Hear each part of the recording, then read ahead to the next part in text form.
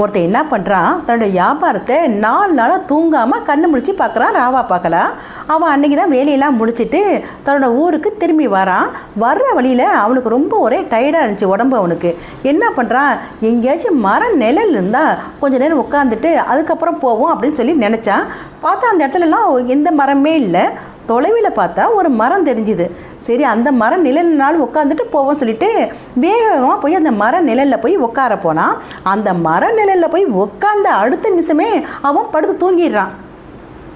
அவன் படுத்து தூங்கின பிறகு அந்த பக்கம் ஒருத்தன் போனான். அவன் என்ன தெரியுமா சொன்னான், அவன் தூங்கினவனை பார்த்து, ஹாடா பாவி, பட்ட பகலே படுத்து தூங்கிட்டு இருக்கான் பாரு, ஒரு வேலை வெட்டிக்கு போகக்கூடாது அப்படின்னு சொல்லி திட்டிட்டு போனான் அவனை. கொஞ்ச நேரத்துக்கு பிறகு இன்னொருத்தான் அந்த பக்கம் போனான். அவன் என்ன தெரியுமா சொன்னான், ஹாடா பாவி, பட்ட பகலே குடிச்சிட்டு விழுந்து கிடக்கிறான் பாரு, இவெல்லாம் என்ன மனுஷன் அப்படின்னு சொல்லிட்டு அவனும் திட்டிட்டு போனான். கொஞ்ச நேரத்துக்கு பிறகு இன்னொருத்தான் அந்த பக்கம் போனான். அவன் என்ன தெரியுமா சொன்னான், ஹாடா பாவமே, இவ்வளோ அசதியாக தூங்குறானே, இவன் எத்தனை நாள் தூக்கம் இல்லாமல் தூங்கிட்டு இருக்கானோ என்னமோ தெரில, பாவன் நல்லா தூங்கட்டும் அப்படின்னு சொல்லிட்டு அவன் போனான்.